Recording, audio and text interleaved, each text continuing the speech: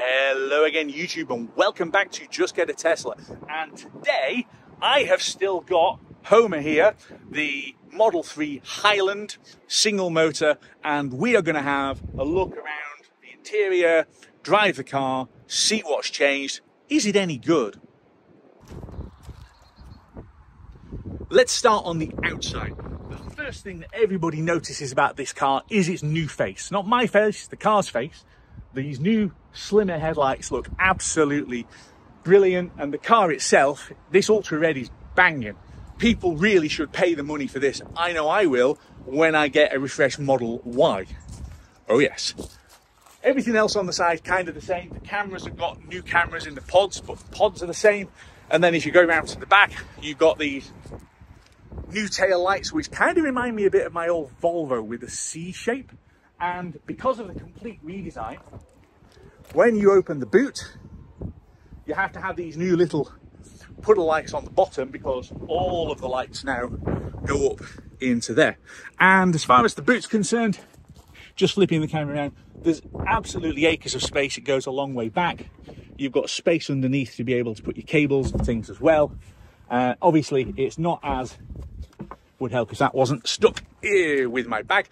It's not as big as my Tesla Model Y, but it's not going to be. It's a smaller car. If we're going to the back, so I've got the seat set where I would drive, and I'm what, 5'9", something like that. It's always a reach down in one of these things.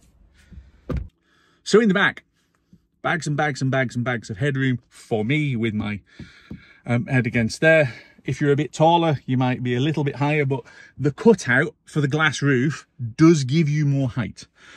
The other things to notice, well, a screen in the back for the first time in a Model 3 or Model Y, where you can actually control your climate controls and your seat heating.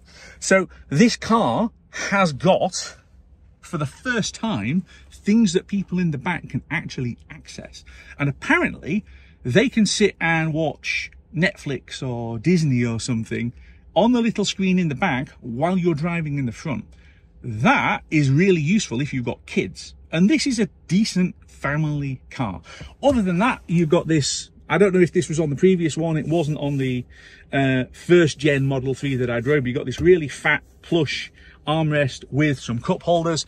You can probably notice the LED light strip. Ignore my GoPro mount. The LED light strip in all of the doors and all the way around the front.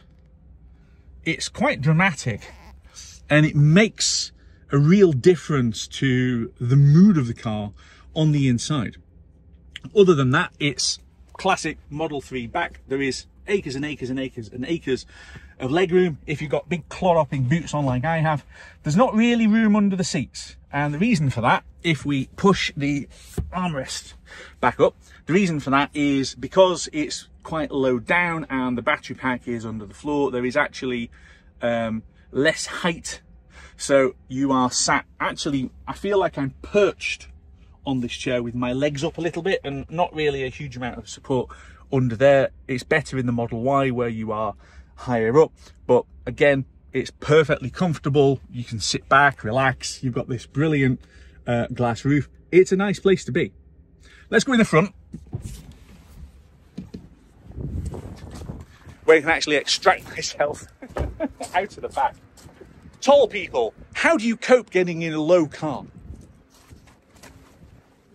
Okay, so into the front. And the first thing that I would note about the front is, how can I put it? It's better. It's a lot better. The interior quality, every surface that you touch feels nice. That's squidgy. That's this lovely soft cloth material that feels like it's hard wearing. Everything is soft touch. Even the door bins are soft touch, and they're felt lined. So all of the rattles and things that happened in the earlier cars shouldn't happen in this, because everything is dampened, everything is soft, everything is there to stop things rattling. The center console, this looks premium now. It's still, yes, it's still plasticky, But you've got cup holders, you've got a big storage area there. There's another one there.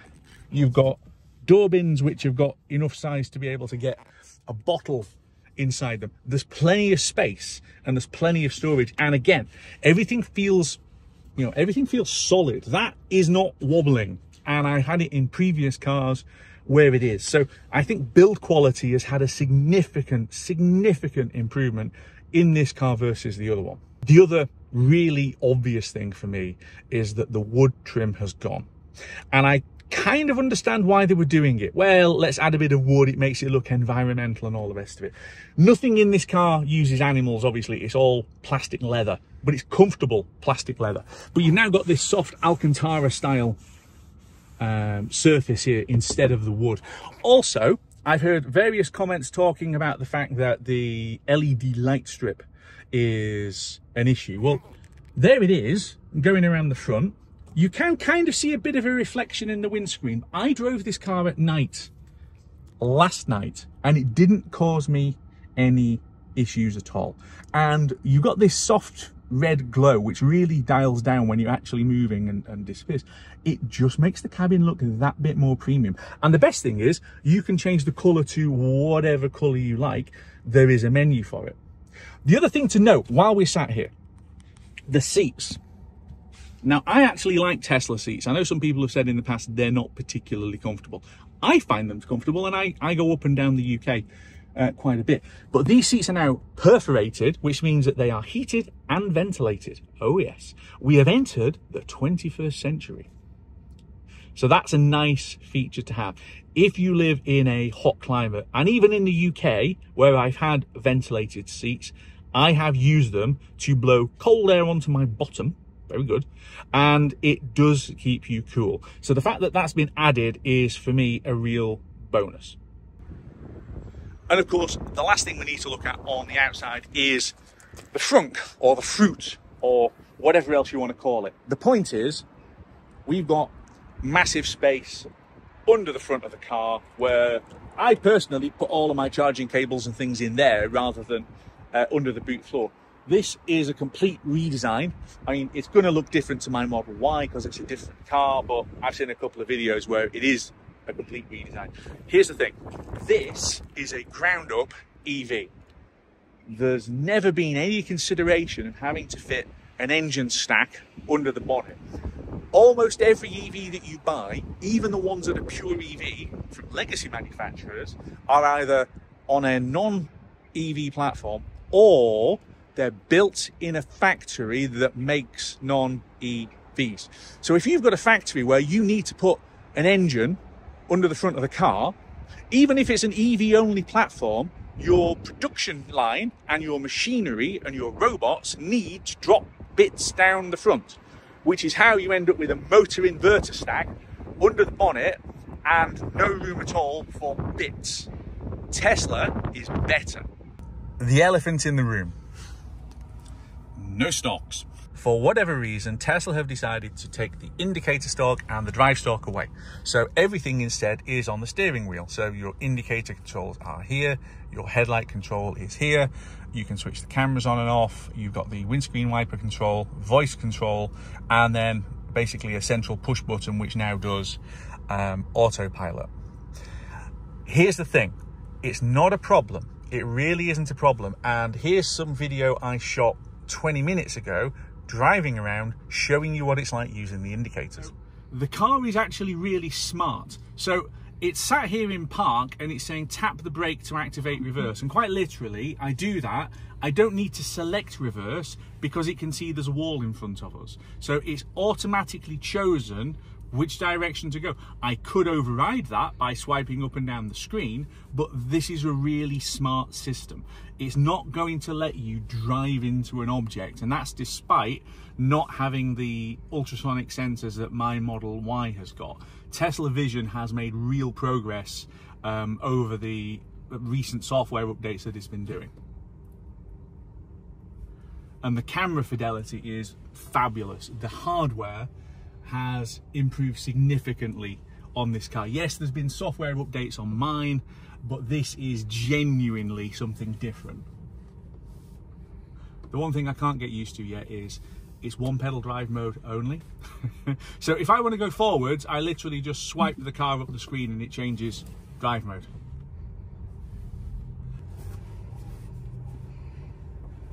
Okay, turning circle.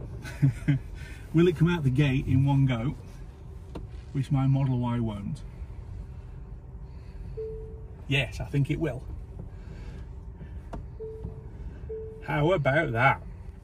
My Model Y can't do that because the turning circle is far too big. Okay, so we want to use the indicators. There's no stalk, but before we go anywhere, it's quite a reach from here to pull a finger back. We're all used to doing it, but that is quite a movement. Sat here with my hands at 2:45, it's literally underneath my thumb. So I hardly need to move at all to make the indicators work. That is a much smaller action than that. And I think that's the point that all the people getting a bit hysterical about the lack of stalks aren't getting. It's easier to do this than it is to do this. So turn right, and it's just, again, it's there underneath the thumb. And if I needed to change, I can just flick back again.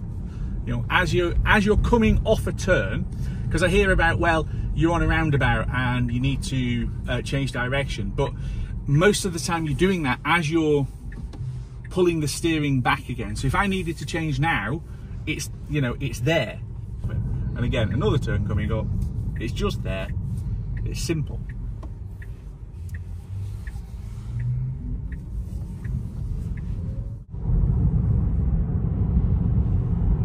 And it's whisper quiet.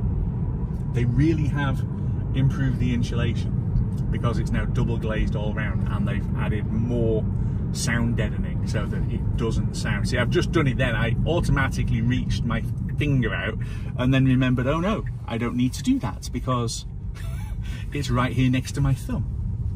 You'll remap your fingers. It's no different than going from a manual gearbox to an automatic gearbox. You might start reaching your left foot for a clutch pedal that isn't there, and then you remember that it's not there and you stop. It's no different to that. I've read absolute fury online about them removing stalks in Tesla owners forums, on Facebook and in other places. And honestly, it's not a problem, guys. Do you remember when you went from an automatic gearbox to a manual gearbox and your left foot suddenly doesn't need to be going on the clutch, and you train your brain to stop your left foot from going down when you're slowing down? It's like that. It's a muscle memory thing. We're all used to having indicators on a stalk, but it's a bigger reach for where the stalk was than literally just extending your thumb slightly to where the indicator buttons are. And even in the middle of a turn, I haven't found any issues at all in the placement of them. It just works. Like so many other things in Tesla, it just works. We are at Ellen on the way south to Aberdeen to hand this car back. It is genuinely a lovely, compliant ride with suspension which has much more give than my Model Y, and definitely more so than the Model 3 long range that I drove previously, which was from 2020. This is a much better ride, and I think I said that on the previous video as well, but it just is. It definitely handles well. This is forward collision mitigation, which is obviously on a further forward thing than I have it, because mine doesn't shout at me quite as badly. But you know, it handles really nicely, and it turns well into corners. And again, if you haven't seen the first video in this series, go and watch that one, because I do chuck it round some bends a little bit. You know, it's rear wheel. I'm reaching for the stalk again. It's just muscle memory. It is rear wheel drive, which means, you know, I'm going to be gentle with the power as I go around there to make sure that I don't get the back to step out. So as we go through this roundabout coming up ahead, I am going to put the left-hand indicator on part way through the roundabout, just to show you guys what the reality is like of the steering wheel indicator buttons, because most of the comments that I read are around when you're mid-corner and you have to put the indicators on, it's in the wrong place. I'm not entirely sure that it is. So this is essentially a left turn, so I'm going to put left hand lock on, and now I'm going to put the indicators on, and it's just there. It's right by my thumb. You know, when you're going round a roundabout, do you need any more lock than I just put on? Really? And if you're changing from one side to the other, you're probably still keeping your hands on the wheel in the right place, surely. So there really isn't a problem with these buttons. There just isn't. Yes, it's different. The stalks are what we're used to, but there isn't a difference. It works fine. Again, coming up on the truck. And they self-cancel. And to put autopilot on, it's the right-hand scroll wheel, and it's a double push.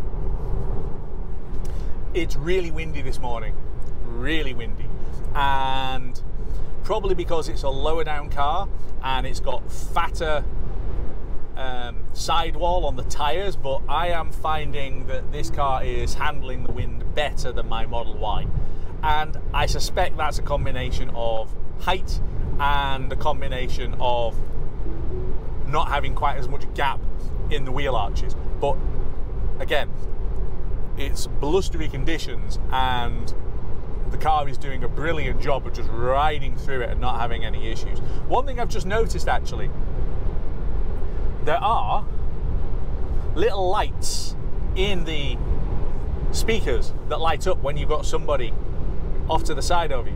I hadn't noticed that before. So you've always had, there's always been this thing about they put the come on, autopilot, there we go. They put the box on the screen that shows you out the side camera when you're indicating left and right.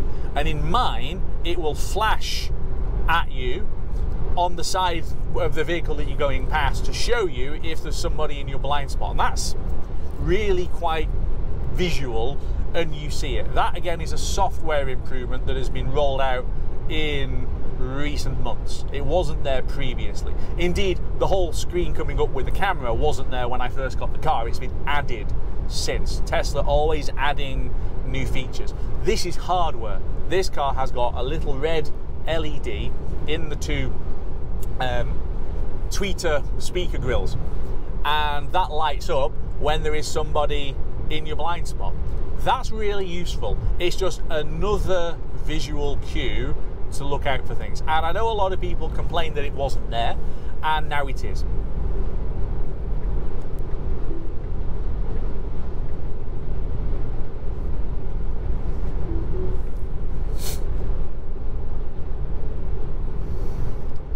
That's a fabulous colour. I mean, I know I've got the metallic white on my Model Y, and so many of them are that metallic white because it's the free colour. I do quite like people who put cars into a more interesting colour, and this ultra red is just gorgeous. I wasn't taken by the previous red colour. It just looked a bit bright. This is really deep red, and it looks really, really pretty. So, okay, that's just trying to get used to this double push on the thing. I have exactly the same thing with the stalks, by the way. Occasionally I go click, click on the stalk and it still doesn't engage autopilot properly. So that hasn't changed. You could go to single button autopilot, so I could get it so I press it once. The problem with that is, unless you've got enhanced autopilot or not FSD beta, then as soon as you change lanes, it knocks it off completely, and then you start decelerating because you're going on to regen. Isn't it the same in any new car? You have to get used to exactly where the controls are and the exact amount of pressure needed to get some of them to work.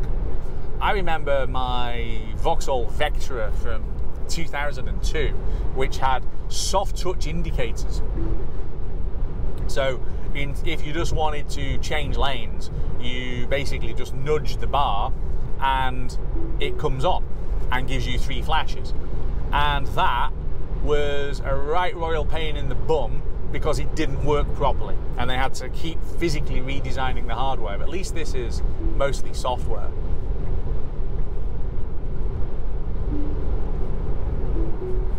Actually, what I like about the buttons is you keep more of your hand on the steering wheel. So, you know, that, if I'm reaching for the indicator stalk, it's probably more of a hook around the wheel than it is in being able to hold it properly and just reaching a thumb.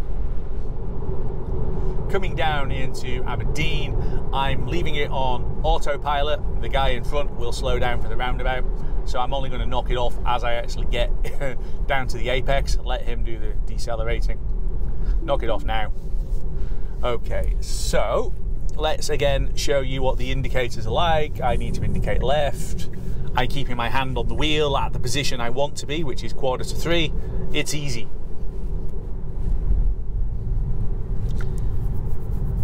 I always love coming through Aberdeen city centre with the harbour here and massive supply boats, and you literally just drive past them. Which other cities in the UK give you something like this? It's great. Being sat here behind this great big total waste management and recycling truck, less great, but that's fine. But you do obviously get big trucks down here because you have literally got the city centre and shopping malls on the right hand side, and you have got the Port of Aberdeen literally across the road from it. You know, I was talking about regenerative braking, and this is the single motor version, and it regenerates less than my dual motor Model Y does. I actually think the gentler levels of regen you get in this are probably better, actually. If you're making a transition in from a petrol or diesel car into an EV, you'd probably find the more gentle regen on this easier to cope with. And I could make it even more gentle than that by putting it onto chill mode. So this is on standard. I could go on to chill and it would be even better. Oh good, he's gone away. Fantastic. Coming up now to Tesla in Aberdeen. I am turning right, which is why I'm in this lane, staying out of the way of the coach who is on the left hand side. So in the 107 miles that I've done, I've had 269 watt hours per mile. I suspect that's because I have been playing with it, and it's still reasonably cool, but it is, I am assuming, slightly more efficient than the outgoing car, but probably not by a lot. Certainly not in my usage. So again, I've just indicated right, and I'm now going to indicate left. So as I go around, I'm holding my hand there anyway, because that's what I want to do. I'm then cancelling it. Again, indicators, not a problem. But yeah, I assume this is a little bit more efficient than the outgoing car, but I'm not used to driving a Model 3, so I can't really give you a direct comparison of it, if I'm honest. And here we are.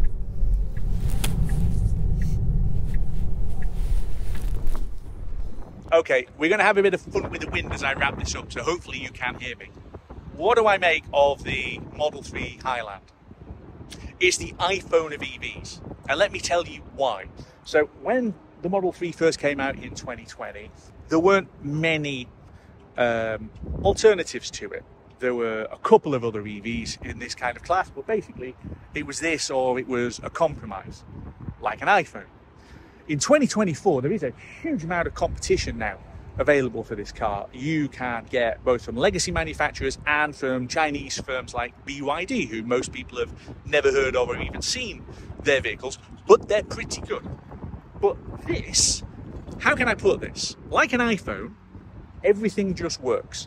The car looks great, it's beautifully designed, it's now beautifully built, it's got all of the features on it you could ever need and then a whole load more, It integrates with your phone as a key. It integrates with the best charging network of any kind, both in terms of availability and in terms of price. And again, no faffing around with apps or anything. It just works. And the build quality improvements on this versus the previous one are stunning. They have really gone to town on it to make it better. It's the OG EV. And running a channel called Just Get a Tesla, I know some people think I'm a bit of a fanboy. I'm really not. If it wasn't any good, I'd tell you. I make videos criticizing the things on mine that are poor. But this is phenomenal. This genuinely is absolutely the only choice that's there. Other EVs are available, and they're all a faff. And like Android now, and I used Android for years, but like Android now, it's compromised and it's fiddly. This just works. So really, guys, just get a Tesla. And if you're going to buy a Model 3 Highland, please use my referral code, because that way you get a discount. And on that happy note, we're going to wrap it up here. Thanks very much for watching both of my videos. If you haven't subscribed already, what are you doing? Get on and do it, please. That'd be fantastic. Leave a comment, tell me what you think. Have you driven one yet? What did you think? All of those good things. And I'll see you back here very soon on Just Get a Tesla.